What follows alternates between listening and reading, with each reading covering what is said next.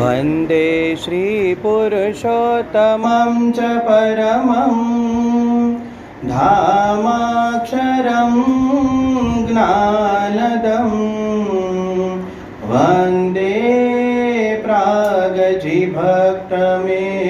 मनघं ब्रह्मस्वरूपं मुदा वन्दे यज्ञपुरुषदासचरणं श्रीयोगिराजं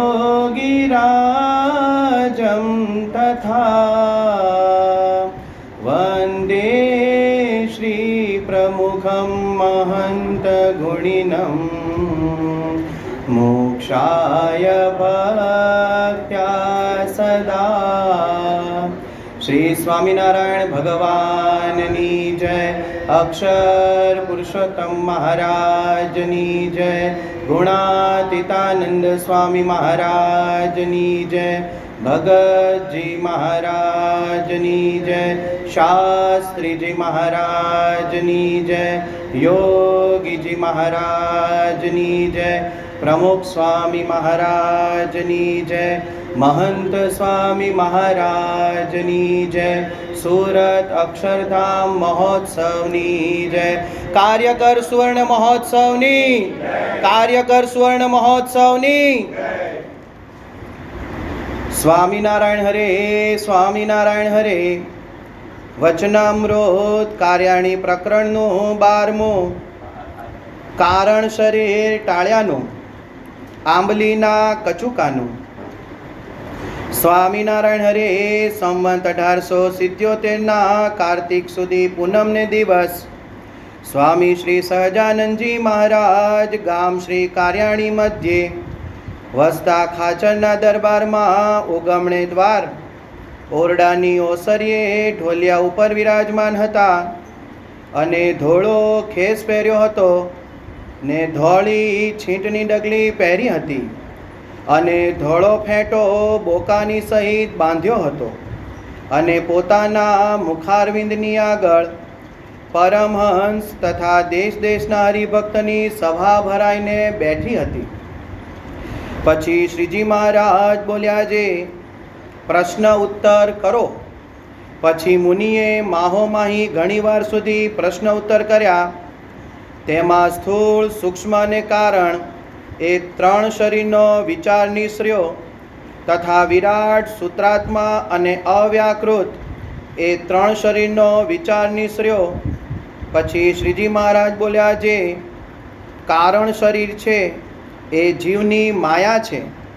તે જ કારણ શરીર તે સ્થૂળ સૂક્ષ્મ રૂપે થાય છે। માટે સ્થૂળ સૂક્ષ્મ અને કારણ એ 3 જીવની માયા છે।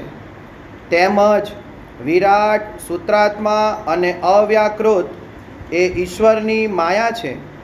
તે જીવની કારણ શરીરરૂપ જે માયા તે વજ્રસાર જેવી છે।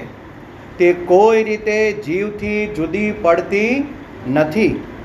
માટે જ્યારે એ જીવને સંતનો સમાગમ મળે ને તે સંતને વચને કરીને પરમેશ્વરનું સ્વરૂપ ઓળખ્યામાં આવે ને તે પરમેશ્વરના સ્વરૂપનું ધ્યાન કરે ને તે પરમેશ્વરના વચનને હૃદયમાં ધારે તેણે કરીને એ કારણ શરીર છે તે બળીને ખોખા જેવું થઈ જાય છે।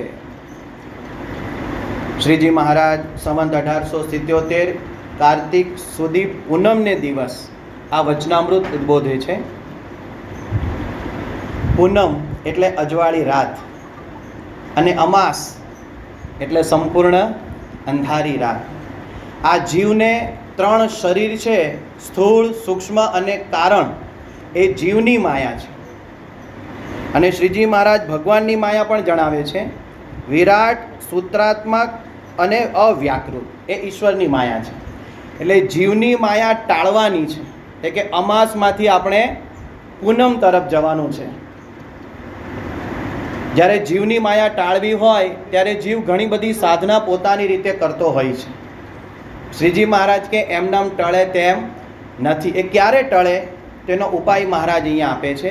કેવા સંતનો સમાગમ કરે, એમના વચનની અંદર વિશ્વાસ રાખે અને એમના વચનથી આ પરમેશ્વરનું સ્વરૂપ સમજાય. સ્વરૂપ સમજાયા પછી તેમનું ધ્યાન કરે અને એમના જે વચન છે એ વચન પ્રમાણે હૃદયમાં ધારીને વર્તન કરે, ત્યારે એ જીવની માયાનો નાશ થાય છે. આ વચનામૃત 3 ભાગમાં વહેંચાયું છે. એમાં પહેલો ભાગ પૂરો થયો અને આ જ વિષયને અનુરૂપ ત્રીજો ભાગ છે, એનું વાંચન કરું. પછી શ્રીજી મહારાજ બોલ્યા છે, ગમે તેવો કામી, ક્રોધી, લોભી, લંપટ જીવ હોય અને જો આવી રીતની વાતમાં વિશ્વાસ રાખીને પ્રીતિએ કરીને સાંભળે તો તેના સર્વે વિકાર ટળી જાય છે. જેમ કોઈ પુરુષને પ્રથમ તો કાચા ચણા ચાવે એવું દાંતમાં બળ હોય ને તે જો કાચી કેરી સારી પેઠે ખાય તો તેથી ભાત પણ ચવાય નહીં, તેમ ગમે તેવો કામાદિકને વિશે આસક્ત હોય પણ આવી રીતની વાતને આસ્તિક થઈને શ્રદ્ધાએ સહિત સાંભળે તો તે પુરુષ વિષયના સુખ ભોગવવાને સમર્થ રહે નહીં. અને તપ્ત કૃચ્છ ચાંદ્રયાણાદિક વ્રતે કરીને જો દેહને સૂકવી નાખે તો પણ જેવું આવી ભગવદ્ વાર્તા સાંભળનારાનું મન નિર્વિષય થાય છે તેવું તેનું થતું નથી. અને આવી વાત સાંભળીને જેવું તમારું સર્વેનું મન નિર્વિકલ્પ થતું હશે તેવું ધ્યાન કરતા હશો તથા માળા ફેરવતા હશો ત્યારે નહીં થતું હોય. માટે વિશ્વાસ રાખીને પ્રીતિએ સહિત જે ભગવાન પુરુષોત્તમ નારાયણની વાત સાંભળવી, એથી બીજું મનને સ્થિર થવાનું અને નિર્વિષય થવાનું કોઈ મોટું સાધન નથી. હવે જેમને પોતાનું મન નિર્વિષય કરવું હોય એમના માટે શ્રીજી મહારાજે આ સરળ ઉપાય બતાવી દીધો. ઘણા બધાએ પોતાની મેળે સાધના કરી અને મનને નિર્વિષય કરવાના પ્રયત્નો કર્યા છે. ઇતિહાસની અંદર પોતે નોંધાઈ ગયા પણ પોતાનું મન નિર્વિષય કરી શક્યા નથી. ઘણા બધા આપણા દ્રષ્ટાંતો જાણીએ છીએ. પોતાની મેળે વિશ્વામિત્ર તપ કરતા હતા. 10,000 વર્ષ તેમણે તપ કર્યું પણ ઇન્દ્રને લાગ્યું કે મારું સ્વર્ગ હવે જવાનું, એટલે મેનકાને મોકલી. તપોભંગ થઈ ગયું વિશ્વામિત્રજીનું. સાધના માર્ગમાંથી પાછળ પડી ગયા. સૌભરી ઋષિ 60,000 વર્ષ પાણીમાં તપ કર્યું, માછલાઓનું મૈથુન જોયું અને એમની અંદર કામ વાસના જાગૃત થઈ 60,000 વર્ષ પાણીમાં કરેલું તપ પાણી ભેગું થઈ ગયું. ચ્યવન ઋષિ જંગલમાં જઈને તપ કરતા હતા, ધ્યાન કરતા હતા. કેવું તપ! પોતાના શરીરનું ભાન ભૂલી ગયા. આત્મા રૂપે વર્તા હશે ને, પણ જે આખા શરીર ઉપર રાફડો થઈ ગયો પણ પરબ્રહ્મની સાથે જોડાયેલા નહોતા, એમના વચનની અંદર અનુસંધાન નહોતું. તો રાફડો થયા પછી પણ જ્યારે એક રાજાની દીકરીએ એમની આંખોમાં શૂળ ભોંક્યા અને લોહી નીકળ્યું, રાજા પાસે પ્રાયશ્ચિત રૂપે શું માગ્યું? 50 કન્યાઓ સાથે એમના લગ્ન થયા. એટલે જે ત્યાગીને ભગવાન મેળવવા માટે સાધુ થયા હતા એ ફરી પાછા ક્યાં આવ્યા? માયાની લપેટમાં આવી ગયા. ગુણાતીતાનંદ સ્વામી એમની વાતમાં લખ્યું છે કે કેટલાક મનને રમાડે છે ને કેટલાકને મન રમાડે છે. આ વાત નિત્ય વિચારવા જેવી છે. આપણને એમ થાય કે મેં તો મનને જીતી લીધું, મન પર ભરોસો મૂકી દઈએ અને પછી જો એવી વિષયી વાતાવરણમાં કે કુસંગમાં જતા રહીએ તો ધીમે ધીમે એ કુસંગની અસર આપણા મન ઉપર થાય જ. આમાં બેઠેલા હરિભક્ત કોઈ એક પ્યાલી પી લે રોયલ સ્ટેગની તો નશો ચડે કે ન ચડે? આ શ્રીજી મહારાજે વચનામૃતમાં ઉદાહરણ આપ્યું છે એટલે આપું છું. એ નશો ચડે જ, કારણ કે પદાર્થનો ગુણ છે. એમ વાતાવરણની અસર હોય. લક્ષ્મણજી રાવણના સિંહાસન પર બેઠા તો શું થયું? કોણ છે રામ? હવે તું ભાઈ આખી જિંદગી એમની સેવા માટે કટિબદ્ધ છે, 14 વર્ષ વનમાં રહ્યો, ઉર્મિલાજીનો ત્યાગ કર્યો અને અખંડ બ્રહ્મચર્ય પાળ્યું, દિવસ રાત તું સૂતો નથી. કોના માટે? ભગવાન શ્રી રામચંદ્રની સેવા કરવા માટે. પણ કયા આસન પર બેઠા? રાવણના સિંહાસન પર. એટલે કોઈકને ટચ કરેલી એવી વસ્તુને અડે ને તો પણ એના વાઇબ્સ આવે બાપુ, બરાબર ને? આજે આ વ્યાસપીઠ છે, સંતો અહીંયાથી કેટલી વાર કથા કરે છે. આ ગાદી પર હું બેઠો ને એના વાઇબ્સ કંઈક જુદા જ આવે છો. આમ રોમ રોમમાં અસર કંઈક જુદી જ આવે. તમારા વિચારોનું પરિવર્તન થવા જ માંડે અને ભગવાન સત્પુરુષ એ તમારી ઉપર કંઈક આમ વ્હાઇટ મેજિક કરતા હોય ને એવી અનુભૂતિ થાય જ. એટલે જગ્યાનો પણ ખૂબ મોટો પ્રભાવ હોય છે. આ મનને જીતવા માટેનો એકદમ સરળ ઉપાય શ્રીજી મહારાજ આપણને બતાવે છે, કથા વાર્તા. કદાચ કોઈકની અંદર બુદ્ધિ ઓછી હોય ને એને પણ કથા વાર્તા સાંભળવી જોઈએ. કદાચ કોઈકને એમ લાગે ને કે હું હાઈલી ઇન્ટેલિજન્ટ છું, એને પણ કથા વાર્તા સાંભળવી જોઈએ. કોઈને એમ લાગે હું બહુ જીનિયસ છું, તો એને પણ કથા વાર્તા સાંભળવી જોઈએ. શ્રીજી મહારાજે શિક્ષાપત્રીમાં આજ્ઞા કરી છે કે ભક્તિ અને સત્સંગ વિના વિદ્વાન હોય તે પણ અધોગતિને પામે છે. એવા ઇતિહાસમાં કેટલાય લખાઈ ગયા કે આ તમારી સામે દ્રષ્ટાંતો ઉદાહરણ છે, જુઓ કે પ્રેક્ટિકલમાં પોતે પાછળ પડી ગયા છે. જીમ રોન નામનો એક બહુ મોટો ચિંતક છે, એણે એક સરસ મજાનું અંગ્રેજીમાં વાક્ય કહ્યું છે, if your why is powerful then how is easy. કે તમારા મનમાં એવું નક્કી થઈ જાય કે વાય એટલે કે શા માટે, એ જો તમને એકદમ ક્રિસ્ટલ ક્લિયર જેવું સ્પષ્ટ થઈ જાય ને તો હાવ કેવી રીતે કામ કરવું, કેવી રીતે આજ્ઞા પાળવી, કેવી રીતે ઉપાસના કરવી, કેવી રીતે કથા સાંભળવી, આ બધું જ એકદમ તમારા માટે સરળ થઈ જાય. પણ એની પૂર્વ ભૂમિકા છે, અનિવાર્યપણું સમજાવવું જોઈએ કે શા માટે હું કથા સાંભળવા માટે આવું છું. જો દરેક જીવને એમ થાય, દરેક ભક્તને એમ થાય કે આ કથા હું મારા મોક્ષ માટે સાંભળું છું, શ્રીજી મહારાજને રાજી કરવા, મહંત સ્વામી મહારાજ રાજી થાય એવું મારું જીવન અણિશુદ્ધ ચોખા જેવું બને, એટલા માટે હું કથા સાંભળવા માટે આવું છું, તો એને કોઈ દિવસ ફોન કરીને બોલાવવા ન પડે. એ માંદો હોય, સામાજિક પ્રશ્નો હોય, આર્થિક પ્રશ્નો હોય, ગમે તેવા પ્રશ્નો હોય ને તો પણ એ ભગવાન અને સંતની કથા વાર્તા સાંભળે. પણ જેને આ વાય સ્પષ્ટ ન હોય એને પછી લોઠાએ ભગવાન ભજવવા પડે છે. એટલે વાય સ્પષ્ટ કરવો જ પડે. આ મનને જીતવાનો ઉપાય કથા વાર્તા છે. આ કથા વાર્તાથી શું લાભ થાય છે જાણવા પડે. કારણ કે આપણે બધા ગુજરાતીઓ છે ને બિઝનેસમેન છીએ, પ્રોફિટ વગર કશું કામ કરીએ નહીં. તો કથા વાર્તાથી શું લાભ થાય? પહેલો લાભ, આપણું મન નિર્વિષય થાય છે. અને નિર્વિષય મન થઈ જાય એટલે આ સંસારની કોઈ વાસના રહે નહીં. અને સંસારની વાસના ન રહે, પંચ વિષયમાં માલ મનાય નહીં, તો પછી એની દ્રષ્ટિ ક્યાં પહોંચે? આત્માના સુખમાં, અને પછી પહોંચે પરમાત્માના સુખમાં. એક સરસ મજાનું દ્રષ્ટાંત છે કે કોઈ વિમાન યાત્રી વિમાનમાં યાત્રા કરતો હોય અને નસીબ જોગે એને બારી પાસે જગ્યા મળી જાય તો એ શું કરે? પહેલી વાર બેઠો હોય તો બારીમાંથી ડોક્યું કરવાનું ટ્રાય કરે ને, શું છે નીચે જોઉં તો ખરો. તો એને શું દેખાય? એને ખાડા ટેકરા દેખાય પૃથ્વી પરના? પેલા કૂતરા રખડતા હોય દેખાય? ભોં કરતા હોય સંભળાય? કશું એવું નાની નાની વસ્તુ દેખાય નહીં, નાની નાની વસ્તુ એને સંભળાય નહીં. નાની નાની વસ્તુ ઉપર એની દ્રષ્ટિ પહોંચે ને એની દ્રષ્ટિ ક્યાં પહોંચે? આખા દેશ દેખાય, આખા સ્ટેટ દેખાય, મોટી મોટી બુર્જ ખલીફા જેવી ઇમારતો દેખાય, ચાઇનાની વોલ છે એ મોટી વોલ દેખાય. એમ જ્યારે આપણે આ જીવ દશામાંથી ઉપર જતા રહીએ ત્યારે અક્ષરની દ્રષ્ટિ પ્રાપ્ત થાય. અને અક્ષરની દ્રષ્ટિ પ્રાપ્ત થઈ જાય પછી આ સંસારની અંદર જે કંઈ નાના મોટા પ્રશ્નો આવે છે, નાની મોટી ઘટનાઓ બને છે, એ ઘટના તરફ આપણું ધ્યાન જતું નથી. આપણું લક્ષ્ય એ તરફ જાય જ નહીં. કારણ કે આપણને મહા મોટો માલ મળી ગયો પછી નાના નાના ફદિયામાં આપણને રસ જાગે નહીં. તમારી પાસે કોઈ એવી બિઝનેસની મોનોપોલી આવી જાય કે ફક્ત સવારે 1 મિનિટ કામ કરીએ અને 1 અબજ રૂપિયા આપણા ખાતામાં જમા થઈ જાય. રોજ સવારે 10 વાગે 1 અબજ રૂપિયા 1 જ મિનિટ ખાલી ફાળવવાની છે. તો પછી કોઈ ભજીયાની લારી શરૂ કરે ખરો? કોઈ ફાફડાની લારી શરૂ કરે સુરતમાં? ન કરે. કારણ કે એને ખબર પડી ગઈ કે 1 મિનિટમાં હું આ બિઝનેસ કરીશ ને 1 અબજ રૂપિયા મારા ખાતામાં આવી જશે. એટલે રોજ 1 જ મિનિટ ફાળવવાની અને બાકી 23 કલાક 59 મિનિટ ભગવાનનું ભજન કરી લેવાનું. આવું કરીએ ને, એક હરિભક્ત હોય તો આવું થાય. તો આ કથા વાર્તા છે ને આવું છે. પારસમણી અને ચિંતામણી તુલ્ય છે.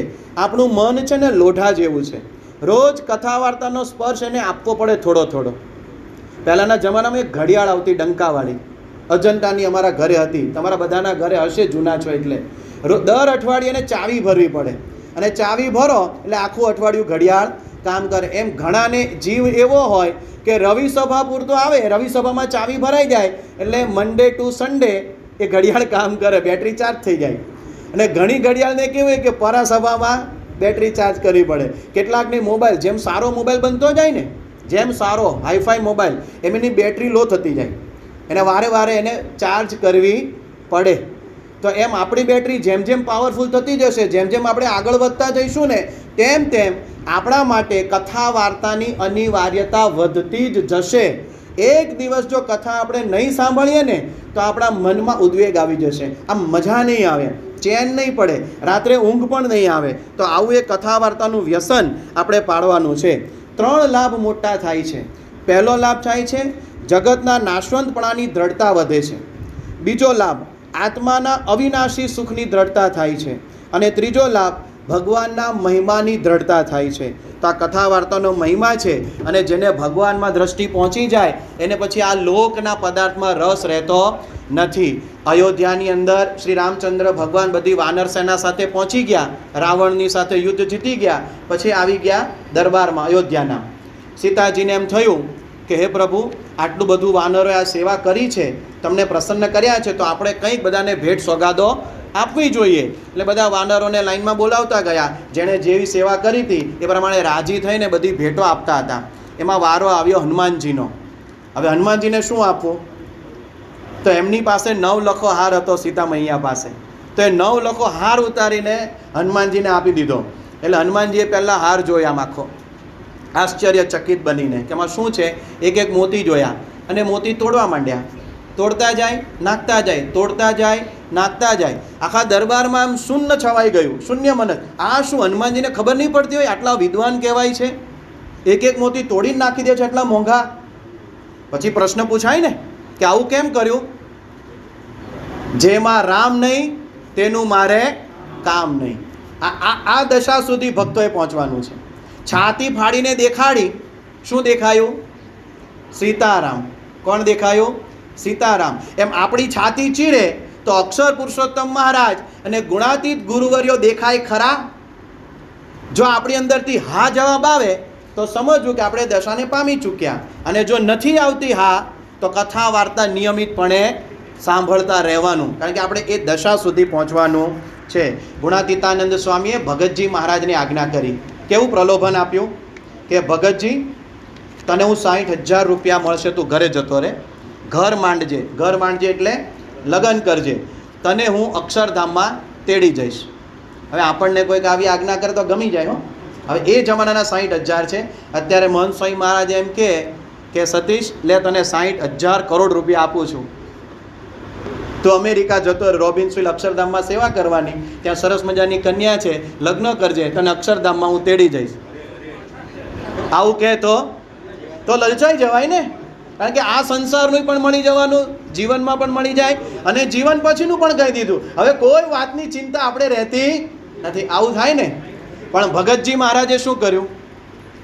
ભગતજી મહારાજ કે મેં ગોપાળાનંદ સ્વામીનો સમાગમ કર્યો, જો હું ભૂલતો ન હું તો 12 વર્ષ 13 વર્ષ, અને ગુણાતીતાનંદ સ્વામીનો 12 વર્ષ, 9 વર્ષ. આમાં ક્યારેય એવી વાત નથી આવી કે સ્ત્રી અને ધનમાં સુખ હોય, માલ હોય. એ ભગતજી મહારાજ લલચાયા નથી. એટલા માટે એમને સાક્ષાત જ્ઞાનની મૂર્તિ એવું કહીને ઓળખવામાં આવે છે સંપ્રદાયમાં. તો આ ભગતજી મહારાજને સેવીને શાસ્ત્રીજી મહારાજ, યોગીજી મહારાજ, પ્રમુખ સ્વામી મહારાજ અને વર્તમાન કાળે આપણને મહંત સ્વામી મહારાજ મળ્યા છે. એમના એક વાક્યની અંદર કેટલું બધું મનન ચિંતન હોય છે.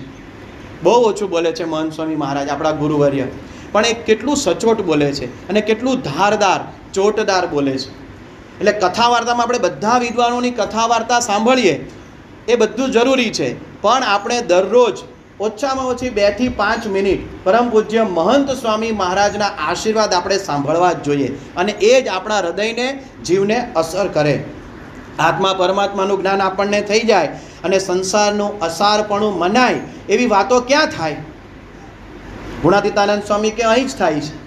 એમાં આપણી બીએપીએસ સંસ્થા અને આપણી જે સંપ્રદાયની પ્રણાલી, એ ચાહે પરાસભા હોય, રવિ સભા હોય કે આપણી આ નિયમિત થતી યોગી વ્યાખ્યાન ખંડની સભા હોય, તો અહીંયા જ આ બધી વાત થવાની, બીજે ક્યાંય આ વાત થવાની નથી. તો જે વાત અતિ અગત્યની છે, અનિવાર્ય છે, એ વાત સાંભળવા માટે આપણે અતિશય લોલુપ થવું જોઈએ.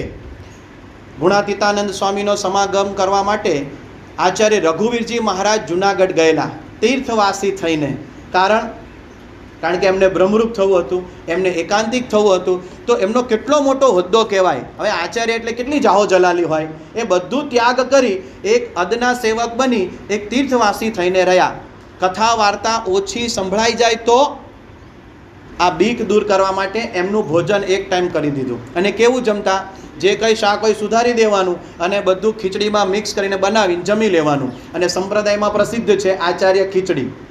હવે જો કે આપણે અલગ રીતે એનો ટેસ્ટ લઈએ છીએ. એનો જે મૂળ હેતુ હતો ને, વાય શા માટે આ ખીચડી જમતા હતા?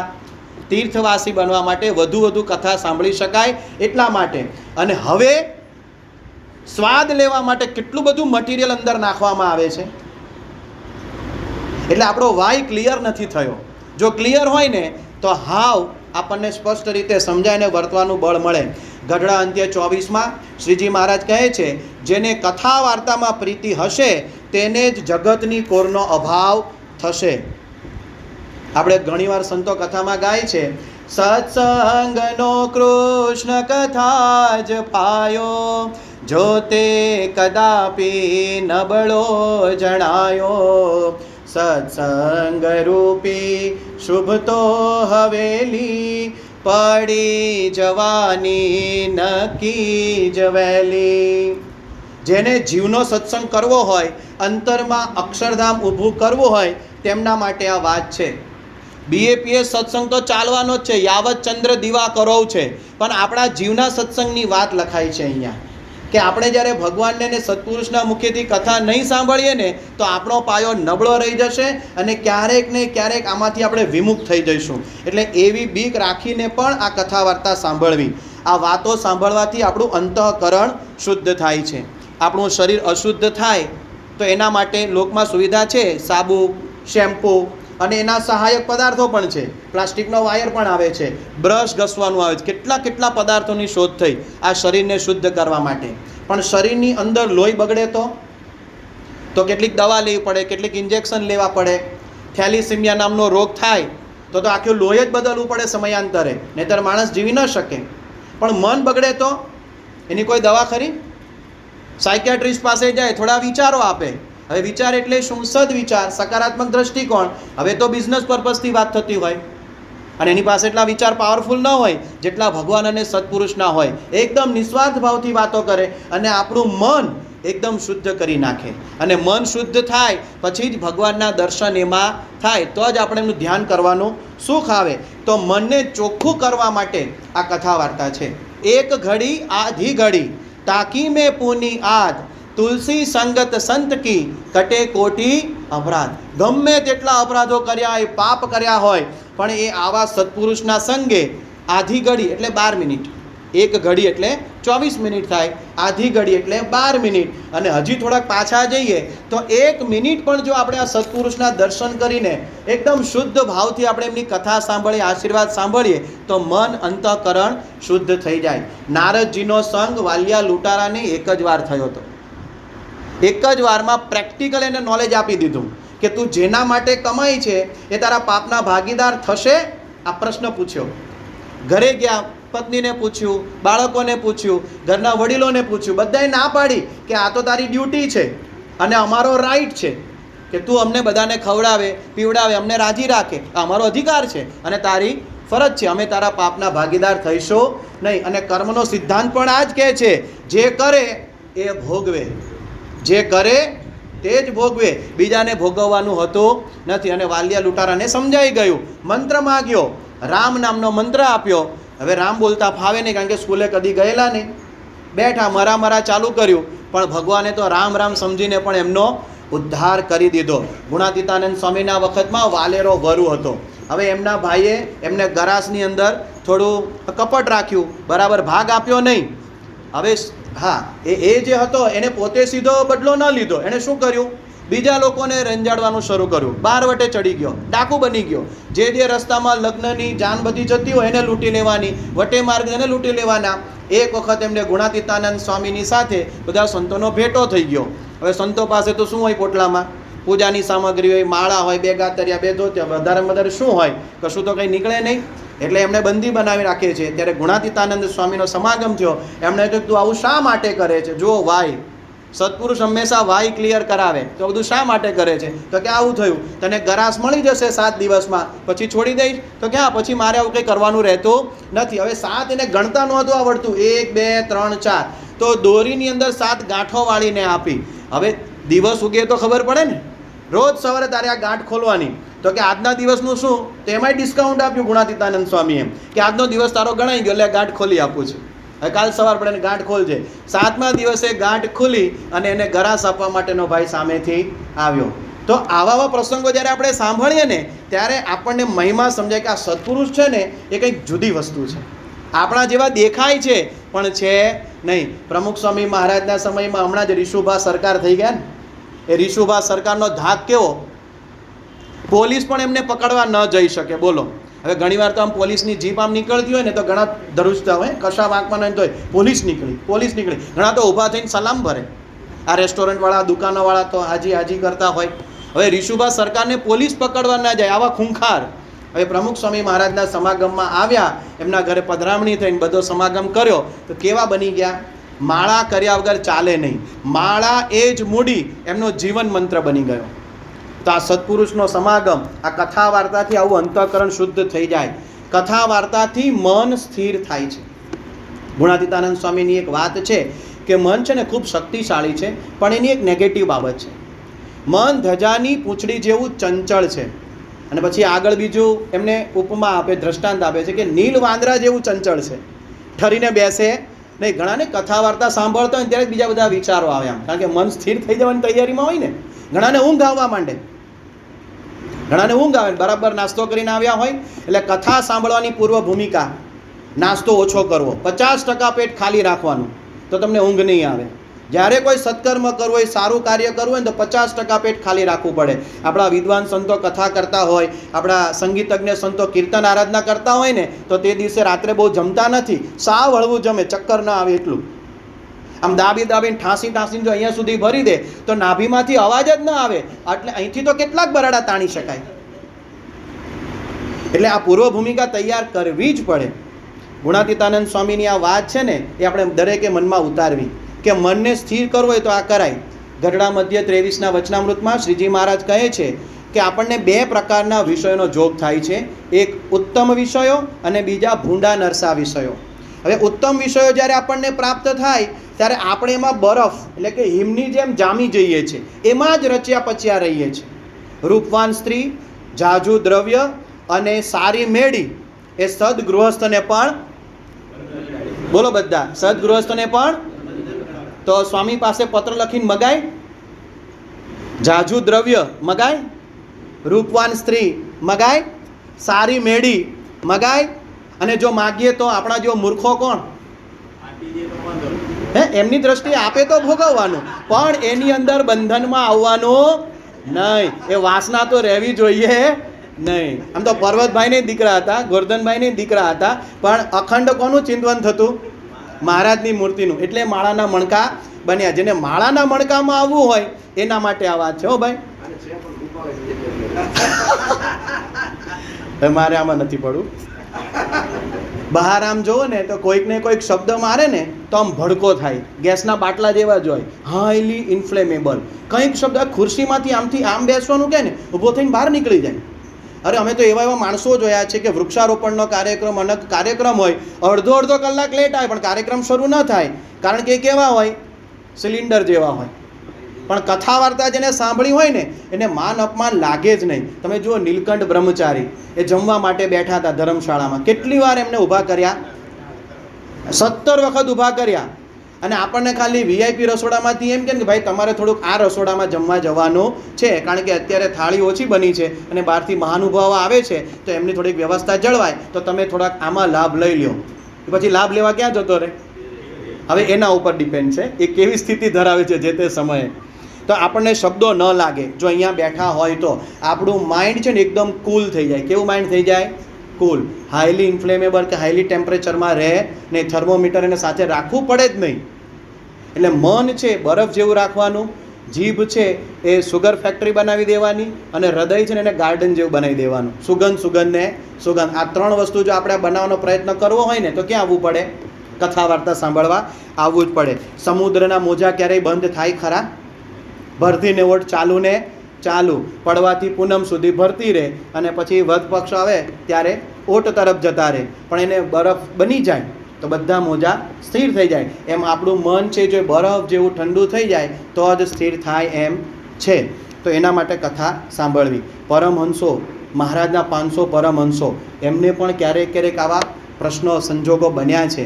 એમના વિશે વાત કરવા માટે મારી તો કોઈ લાયકાત નથી, પણ એમના જીવનમાંથી આપણે થોડોક ધડો લેવાનો કે જો આવા મોટાને પ્રશ્નો આવતા હોય તો હમ કિસ ખેત કી મૂલી. બરાબર ને? તો પરમ ચૈતન્યાનંદ સ્વામીને જળઝીળી ઉત્સવનો સમય હતો, એમાં આમંત્રણ ન મળ્યું, બીજા બધાને આમંત્રણ મળ્યું. એટલે આમને જરાક ખોટું લાગી ગયું કે મને આમંત્રણ નહીં. શ્રીજી મહારાજ માટે અમે તન મન ધન બધું જ કુરબાન કરી દીધું છે. 114 પ્રકરણમાં તાવ્યા તોય અમે એમાંથી આમ તામણીમાંથી બહાર નીકળી ગયા છે અને અમને આમંત્રણ નહીં. આવું થોડું ખોટું લાગી ગયું. અને એ સમયે બાલ મુકુંદ સ્વામીએ એમને કથા કરી અને વૃત્તિ પાછી ફરી. એટલે ક્યારેક આપણને ક્યાંક કોકનો ટોચો લાગી ગયો હોય, શબ્દનો કોઈ ઘા લાગી ગયો હોય તો આ કથા વાર્તા છે ને પાટાપિંડીનું કામ કરશે. એ ઘાની ઉપર રોજ આવી જશે. પવિત્રાનંદ સ્વામી હતા, આણંદ મંદિરની અંદર સંધ્યા આરતી થઈ અને ત્યાર પછી એક યુવાન સાધુએ ધૂન બોલાવી, સ્વામી નારાયણ સ્વામી નારાયણ સ્વામી નારાયણ સ્વામી નારાયણ. અને તરત એમણે વાત કરી, ઇશારો કરી, નર નારાયણ એમ ધૂન ગાવ. હવે યુવાન સાધુ હશે થોડો મારી જેવો, એટલે તરત એમને રોકડું પરખાવ્યું કે ઊંટ જ્યારે મરવાનું થાય ને ત્યારે એ મારવાડ સામું જુએ. એમ તમે અમદાવાદ દેશના છો એટલે તમને નર નારાયણ સાંભળ્યા છે. હવે આવી વાત કરી. પવિત્રાનંદ સ્વામી તો સદગુરુ હતા એટલે થોડુંક એમને શબ્દોની અસર થઈ ગઈ, મનમાં ઉદ્વેગ ઉત્પન્ન થયો, એમને મનમાં અશાંતિ થઈ ગઈ. એટલે કોઈકને કહેવડાવ્યું કે કોઈ કથા કે વાર્તા કરે એવું છે તો બોલાવો. હવે ત્યાં ભગતજી મહારાજ એક અવેલેબલ હતા. જોકે ભગતજી મહારાજ સાથે એમને બહુ બનતું નહોતું, પણ આ પ્રશ્નો આવે ને જ્યારે દર્દ થાય ને તો ડૉક્ટર સાવલિયા સાહેબની દવાથી મટતું હોય તો ત્યાં જવું જ પડે. એમ ભગતજી મહારાજ આવ્યા અને ભગતજી મહારાજે કથા વાર્તા શરૂ કરી અને આમને ટાઢક થઈ ગઈ. તો આવું થાય, મોટાને પણ કથા વાર્તાની જરૂર પડી છે. ભગતજી મહારાજનો પ્રસંગ આપણે જાણ્યો, તેમાં પંચાળાનું 3જું વચનામૃત એનું નિરૂપણ એમણે કરેલું. પ્રમુખ સ્વામી મહારાજની સુવર્ણ તુલા થઈ અને બીજે જ દિવસે એમનું અપમાન થયું. કોઈ ફેર નથી પડ્યો પ્રમુખ સ્વામી મહારાજને, કારણ એ બ્રાહ્મી સ્થિતિ, બ્રહ્મ સ્વરૂપ છે, અખંડ રોમે રોમમાં ભગવાનને ધારણ કરી રહ્યા છે. આવી સ્થિતિ થાય ત્યારે જ મન શાંત થાય, ત્યાં સુધી થાય નહીં. ગુણાતીતાનંદ સ્વામી એમની વાતોમાં લખ્યું છે કે સારા વિચારોને વાતું છે એની હાર્યો કરી રાખવી. હવે 2000 બખ્તરિયા આપણા રક્ષણમાં ઊભા હોય કે બેઠા હોય તો આપણને ચિંતા રહે ખરી? કોઈ કૂવે પડીને મરવા જતો હોય તો એને મરવા દે? આ 2000 બખ્તરિયા ન મરવા દે. ઘણી વખત જીવનમાં એવા પ્રશ્નો આવતા હોય કે મનમાં ક્યારેક એવો વિચાર આવવા પ્રવેશ કરે, એટલે હું આપઘાત કરી લઉં, એટલે બધા પ્રશ્નોનું સમાધાન. પણ આપઘાત કરવાથી કોઈ પ્રશ્નનું સમાધાન થતું નથી. જ્યાં કથા આપણી પૂરી થઈ હોય ને ત્યાંથી જ આપણી સ્ટોરી શરૂ થાય. એ પછી જ્યારે અવતાર મળે, જે યોનિમાં અવતાર મળે ત્યાંથી શરૂ થાય. એટલે આપઘાત કરવાના વિચારો પણ આપણને આવે નહીં જો આ કથા વાર્તા સાંભળી હોય તો. યોગીજી મહારાજના ગુરુ વિજ્ઞાનદાસ સ્વામી 17 વર્ષ એમની સાથે રહ્યા. વગર વાંકે એમને માર સહન કર્યો, ગાળો સહન કરી, તિરસ્કાર સહન કર્યો, કેટલી વાર એમને હળધૂત કર્યા, છતાં યોગીજી મહારાજ ઘરે જતા રહ્યા નથી. સત્સંગની અંદર એમનો ચડતો ને ચડતો રંગ હતો. અને યોગી બાપા એનું મૂળ કારણ કહેતા કથા વાર્તા. અને રોજ સવાર પડે, બપોરે, સાંજે જ્યારે કથા થાય તો યોગી બાપા એમની લાક્ષણિક શૈલીમાં કહેતા, એ હાલો કથામાં. તો આપણે પણ હરિભક્તો જ્યારે એકબીજાને કથામાં બોલવાની વાત કરવી હોય ત્યારે આ લહેકો, આ સ્મૃતિ આપણે યોગી બાપાની કરી શકીએ. યોગીજી મહારાજ એક વાત બહુ સરસ કહેતા કે વાતન કી વાત બડી કરામત. આ વાત છે ને એક પ્રકારનો જાદુ છે, કરામત છે. જેમાં તાંત્રિક વિધિ થાય ને એને અંગ્રેજીમાં બ્લેક મેજિક કહેવાય. અંગ્રેજીમાં તાંત્રિક વિધિને શું કહેવાય? બ્લેક મેજિક, કાલા ટોના. એમાં કથા વાર્તા છે ને એને હું આજે એક નવી ઉપમા આપું છું, વ્હાઇટ મેજિક. કથા વાર્તા છે આપણા માટે વ્હાઇટ મેજિક છે.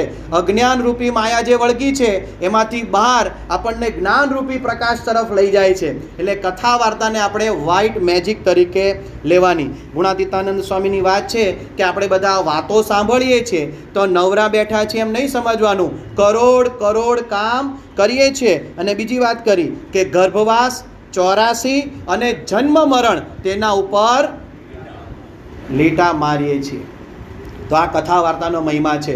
શબ્દે માર્યા મરી ગયા, શબ્દે છોડ્યા રાજ, જેણે શબ્દ વિચાર્યા તેના સર્યા કાજ. આટલો બધો કથા વાર્તાનો મહિમા છે. એટલે રવિ સભા, પરાસભા, ઘર સભા અને આપણી આ નિયમિત થતી સભા એ સાંભળવા માટે આપણે હંમેશા ઉત્સાહિત રહેવાનું. આપણને ઘણીવાર એવો મનમાં ક્યારેક ક્યારેક પ્રશ્ન આવી જતો હોય કે આટલી બધી આપણે કથા સાંભળીએ છીએ તો આપણી અંદર એ સુખદેવજી કેમ પ્રગટ થતા નથી? આપણે પરીક્ષિતની જેમ મોક્ષની અનુભૂતિ કેમ નથી આવતી?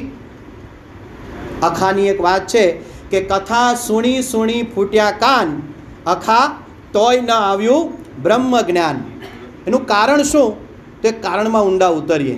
કારણ કે કથા જે રીતે સાંભળવી જોઈએ એ રીતે હજુ આપણે સાંભળી નથી. એની એક સાચી રીત આપણી પાસે આવે તો આપણે કથાનો આપણને વિશેષ લાભ થાય. તમે જો આ બધા ખેડૂત મિત્રો છે તો ખેતીની એક યોગ્ય પદ્ધતિ હોય. બધા સારા ખેડૂત નથી હોતા.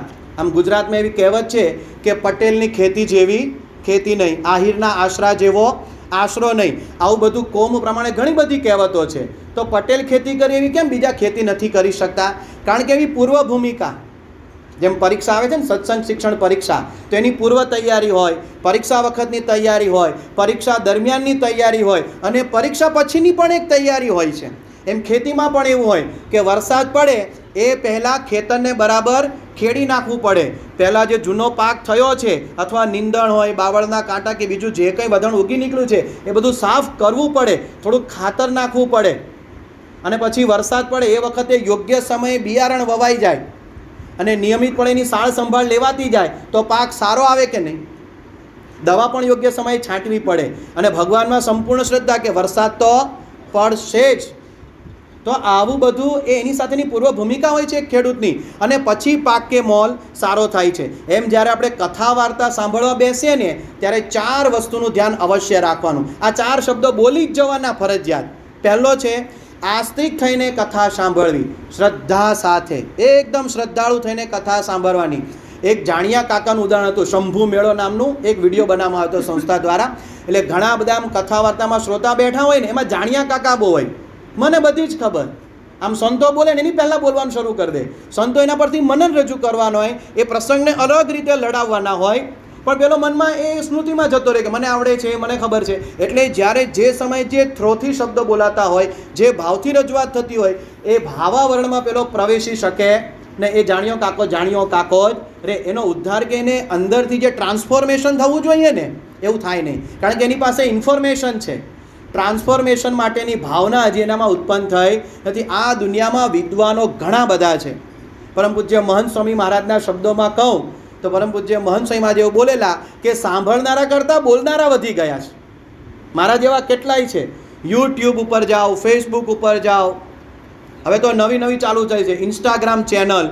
બધા જ કથાકારો છે, બધા જ ફિલોસોફર છે. Each and every Indian are philosopher.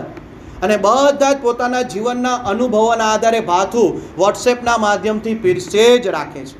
પણ એમાંથી કેટલું લેવું એના માટે હંસ વૃત્તિ જોઈએ. કાગડાની જેમ બધું જે આવે એ ચૂંઠ્યા નહીં કરવાનું. ક્ષીર નિર્વિવેક આપણે શીખવો પડે. અને જો એવો વિવેક ન હોય તો કેવળ સત્પુરુષના મુખેથી કથા વાર્તા સાંભળવી, અન્યના મુખે નહીં સાંભળવાનો નિયમ લઈ લેવાનો. હવે જ્યારે કથા વાર્તા થતી ને એમાં 4 પ્રકારની વાતો આવે. ભગવાન સંબંધી હોય, ભગવાનના ધામ સંબંધી વાતો હોય, સ્વર્ગ ને નરક સંબંધી બારે વાતો થતી હોય, પાપ અને પુણ્યની વાતો થતી હોય. મુખ્યત્વે આ 4 વાતો વધારે થતી હોય. હવે 4માં જ શંકા રહેતી હોય કે આ 4 વસ્તુ હશે કે કેમ, મને શું ફાયદો, હું મર્યા પછી ત્યાં પહોંચીશ કે નહીં. મર્યા પછીની કદાચ ખબર ન હોય તો રહેવા દેવાનું. જીવતે જીવ ફાયદો થાય છે તો શરૂ કરી દો. જે જીવન દરમિયાન ફાયદો થતો હોય ને એ મૃત્યુ પછી થાય જ. જે ધંધામાં 3 વર્ષ સુધી તમને 1 રૂપિયાનો ફાયદો ન થતો હોય ને એ ધંધો છોડી દેવાનો. 1000 દિવસ ધંધો કરવાથી 1 રૂપિયો તમને નથી મળતો તો સમજી લેવાનું કાંઈક ખૂટે છે. કાં તો મારી પ્રેક્ટિસ ખૂટે છે, કાં મારું પ્રારબ્ધ ખૂટે છે, કાં તો આ ધંધો મારા માટે અનુકૂળ નથી, મારી સ્કિલ આ ધંધાને અનુરૂપ નથી, છોડી દેવાનું. પણ કથા વાર્તામાં જુદું છે. અહીંયા આસ્તિક થઈને બેસો તો તમને તત્ક્ષણ લાભ થવાની શરૂઆત થઈ જાય. પહેલી વાત તો આપણા કાન પવિત્ર થઈ જાય, પૂર્વના પાપોનો નાશ થઈ જાય. અને કેવળ કથા વાર્તાનું જ નહીં, ધૂન ગવાતી હોય ને શરૂઆતમાં તોય લાભ થાય. તમે અંતઃકરણ ભાવ શુદ્ધ રાખી ભક્તિભાવથી ધૂનમાં જોડાઈ જાઓ, પ્રાર્થનામાં જોડાઈ જાઓ, કીર્તનની કડીઓમાં જોડાઈ જાઓ, તો એ બધું જ તમારી કલ્યાણની કેડી તરફ તમને લઈ જાય હાથ દોરીને. આપણા પરમહંસોના શબ્દો છે, આપણા ભક્ત કવિઓના શબ્દો છે. એટલે અસર કરે ને કરે, કારણ કે આપણું જ્ઞાન છે ને સબીજ જ્ઞાન છે. આ ગુણાતીત સિંહનું ધાવણ છે. અને જેને ગુણાતીત સિંહણનું ધાવણ ધાવ્યો હોય ને એ ત્રાડ પાડે ને પાડે. બાકીના બીજા ઘેટા બકરાઓ બે કરે. એટલે હંમેશા ગુણાતીત સિંહણનું ધાવણ ધાવવાનું તો ત્રાડ પાડી શકે, ગર્જના કરી શકે. બીજો મુદ્દો આવે છે વિશ્વાસ રાખીને. શ્રીજી મહારાજે જ આ 4 મુદ્દા આપ્યા છે આ વચનામૃતમાં, એ જ તમને વાત કરું છું. એટલે બીજો મુદ્દો છે વિશ્વાસ રાખીને. ગુજરાતીમાં એક સરસ મજાની કહેવત છે, વિશ્વાસે વહાણ તરે. આ જીવન તરવું હોય ને ખાલી જીવન વ્યવહારિક રીતે તો પણ વિશ્વાસ રાખવો પડે છે.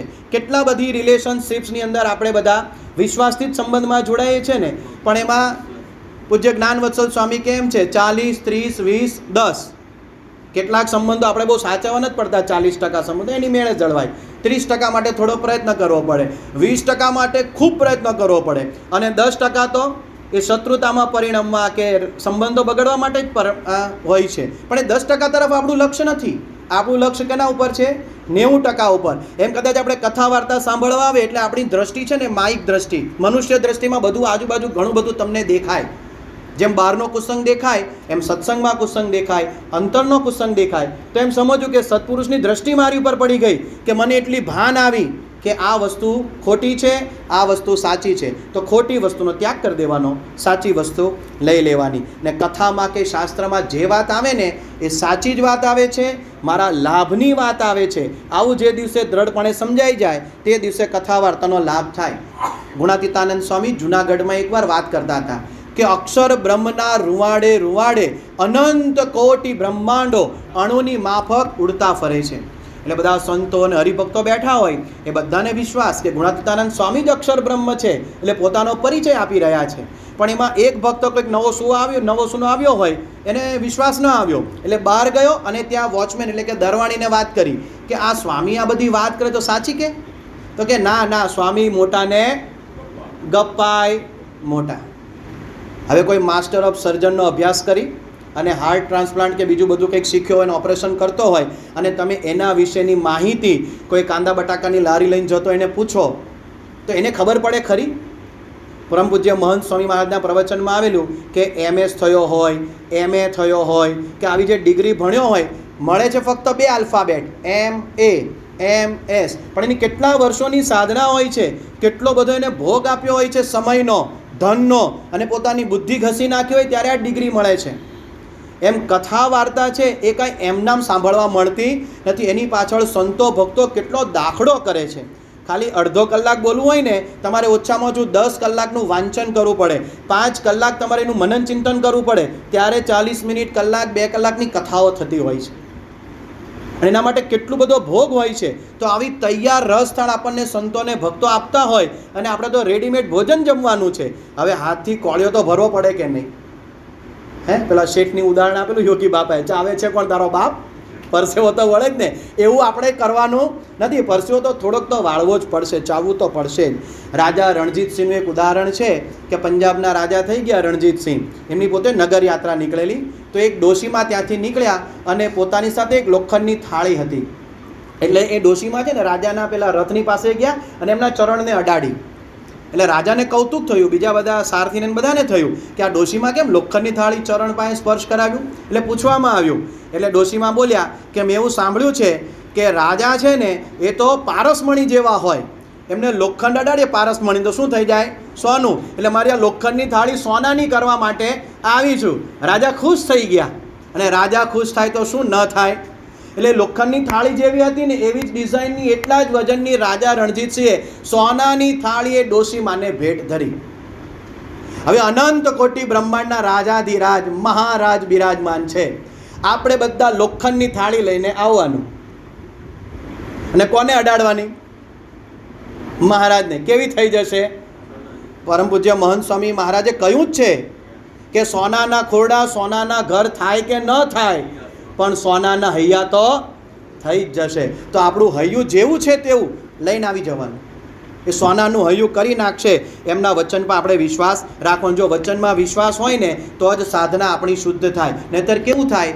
મન ધાર્યું કરવા જાય તો જેમ પેલી કહેવત છે ને, બાવાના બેય બગડે, એમ બધું બગડે. એકવાર શાસ્ત્રીજી મહારાજ પાસે એક હરિભક્ત આવ્યા. હવે તેમને વર્તનમાં થોડો ફેર પડેલો, એટલે પ્રાયશ્ચિત કરવા માગતા હતા. એટલે શાસ્ત્રીજી મહારાજને કીધું કે મારે પ્રાયશ્ચિત કરવું જ, મને પ્રાયશ્ચિત આપો. એટલે શાસ્ત્રીજી મહારાજ કે રોજ છે ને એક માળા ફેરવજે. એટલે હરિભક્ત કે પણ કે સ્વામી મારા પાપ એટલા છે ને કે 6 મહિના પાકા ધારણા પારણા કરીશ ને ત્યારે બધા પાપ બળશે, એક માળાથી વળે તેમ નથી. હવે પોતે ઘરે ગયા, ધારણા પારણા આજે શરૂ કર્યા અને બીજે જ દિવસે એમને ઝાડા થઈ ગયા. ફરી પાછા શાસ્ત્રીજી મહારાજ પાસે આવ્યા અને શાસ્ત્રી મહારાજ કહે સ્વામી હવે તમે કહો ને તો ફરી પાછા હું માળા શરૂ કરું. શાસ્ત્રીજી મહારાજ કે હવે તે જે નક્કી કર્યું હતું ને એમ કરી ખા. સંશય આત્મા વિનશ્યતિ એવું ભગવદ્ ગીતામાં કહ્યું છે. એટલે ક્યારેય મોટા પુરુષના વચનમાં શંકા કરવાની નહીં, વિશ્વાસ રાખવાનો. એમને ખબર જ હોય કે આ દર્દ છે, આ રોગીની આ જે તાસીર છે ને આવી છે, એને આની એલર્જી છે, એટલે ડૉક્ટર સમજીને દવા નહીં આપે. પણ આપણે બધા ભારે ડોઝ લેવા તૈયાર છે કે ડૉક્ટર સાહેબ મને જરા ભારે ડોઝ આપો ને, આ એક જ દિવસમાં તાવ ઉતરી જવો જોઈએ. પણ એમ કરતાં બકરું જાય ને ઊંટ પેસે. એમ ઘણીવાર એવું થાય કે અભિમાન આવવા માંડે. એટલે ઘણાય ચાંદ્રાયણ વ્રત કરીને તૂટી ગયા, વાસના ગઈ નથી. એટલે આપણે એવા ખોટા બીજા બધા રવાડે ચડવાનું નહીં. આપણને સત્પુરુષ સમય જે આજ્ઞા કરે એ પ્રમાણે કરવાનું. યોગીજી મહારાજે યોગી ગીતામાં કહ્યું કે પ્રગટની એક આજ્ઞા બીજી કરોડ આજ્ઞા કરતાં અધિક છે. હવે બીજી કરોડ આજ્ઞા એટલે ભગવાન અને સત્પુરુષે જ કરેલી આજ્ઞા હોય, પણ પ્રગટ છે એ સમય સંજોગો પ્રમાણે આજ્ઞા કરતા હોય. હમણાં ભીમ એકાદશી ગઈ. પરમ પૂજ્ય મહંત સ્વામી મહારાજનો પત્ર હતો કે જેમણે યોગી બાપાએ ભીમ એકાદશી નિર્જળા કરવાનું કહ્યું છે તેઓએ હવે નિર્જળા ન કરતાં ફરાળી કરવી. હવે ઘણા શંકા થાય કે આવું કેમ કીધું? યોગી બાપા તો તપના આગ્રહી હતા ને મહંત સ્વામીમાં તો તપ ઓછું કરાવે છે. એટલે આ ભાઈ એ વખતે પેલા જુવાન માણસની 21 વર્ષની ઉંમર હતી અને અત્યારે પોતે 80એ પહોંચ્યા. હવે 80 વર્ષે નિર્જળા ઉપવાસ થાય આ ગરમીમાં. એટલે આ દયાળુ સંત છે, એ પરિસ્થિતિ પ્રમાણે આપણને બધી ટ્રીટમેન્ટ આપતા હોય છે. શ્રીજી મહારાજે ત્રીજો મુદ્દો આપ્યો શ્રદ્ધાએ સહિત કથા સાંભળવાની. એકવાર શ્રીજી મહારાજ આમ મોજમાં આવી ગયા.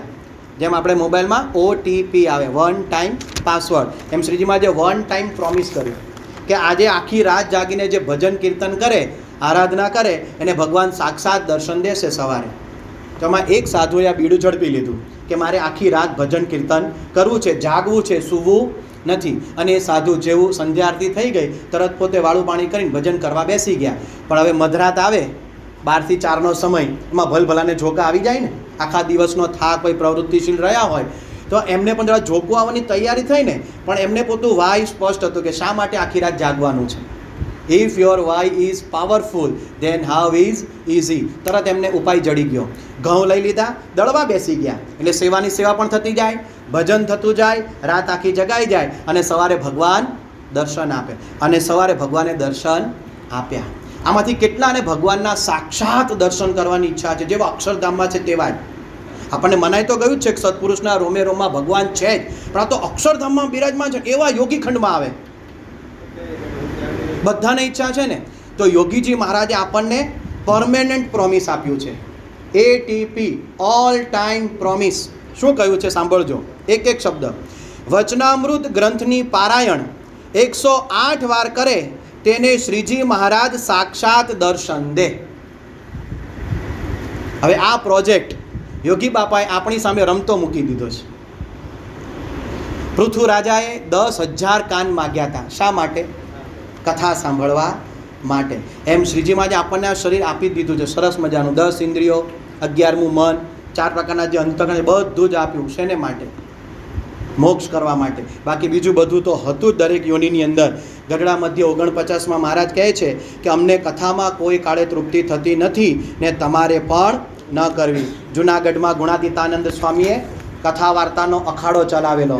3 કલાક માટેના 8 પુરાણી રાખેલા. 24 કલાક કથા વાર્તા થતી. અહીં યોગીખંડમાં તો આપણે 1 કલાક જ બેસવાનું છે ને, તો એને માટે આપણા મનમાં ક્યારેય આળસ ન આવી જવી જોઈએ. શાસ્ત્રીજી મહારાજ કેટલા ગગનચુંબી મંદિરો કેવી પરિસ્થિતિમાં બનાવતા હતા, કેટલા બધા કારખાના ચાલતા હોય, છતાં પણ કથા વાર્તા એમણે સાંભળવાની અને કરવાની શરૂ રાખી છે. પ્રમુખ સ્વામી મહારાજને 1980ની અંદર આંખનું ઓપરેશન કરાવ્યું, તો પણ એ આંખ બંધ હતી. માળા ફેરવતા જાય અને સાથેના સંતો સતત કથા વાર્તા ચાલુ રાખે. હાર્ટ એટેક વખતે પણ સંસ્થાના પ્રકાશનો વચનામૃત સ્વામીની વાતોની કથા સાંભળી છે. રોજ 3 ટાઈમ પોતે કથા સાંભળતા હતા. અને શ્રીજી મહારાજ ચોથો મુદ્દો આપે છે, પ્રીતિએ સહિત, એટલે પ્રેમપૂર્વક કથા સાંભળવી. પ્રેમ જરાય ઓછો થવો જોઈએ નહીં. જે સાચો ભક્ત હોય, સાચો શ્રાવક હોય, એ શ્રવણ કરતી વખતે ઘડિયાળનો કાંટો જુએ જ નહીં. હા, વક્તાને જોવું પડે કારણ કે સમય મર્યાદા છે, પણ શ્રોતા તરીકે કોઈ દિવસ ઘડિયાળ સામે જોવાનું નહીં. જે દિવસે ઘડિયાળ તરફ આપણી દ્રષ્ટિ ગઈ તો સમજી લેવાનું આપણું એક તો ધ્યાન ભંગ થઈ જશે, બીજું આપણી કથા વાર્તામાં જે સત્પુરુષને ભગવાનની ઈચ્છા છે એ પ્રકારની રસ રૂચિને અભિગમ પેદા થયો જ નથી. જેને ક્રિકેટમાં રૂચિ હોય ને, એ ગમે તેવી સ્થિતિમાં ક્રિકેટનો સ્કોર જાણી જ લે. છેલ્લે સંડાસમાં બેઠો હોય તોય ક્રિકેટનો સ્કોર જોઈ લે. સંડાસમાં બેઠો હોય તો, જમતો હોય તો એનો મોબાઈલ ચાલુ હોય, ક્રિકેટ જોતો હોય. હમણાં બધી મેચો ચાલે છે, કોણે કેટલો સ્કોર કર્યો ને અત્યાર સુધીનો રેકોર્ડ ખબર હોય. સચિન તેંડુલકરનો રેકોર્ડ હોય, વેસ્ટ ઇન્ડિઝની ટીમના પ્લેયર્સની ખબર હોય. કેમ કે એને ખબર છે, એને રસ છે.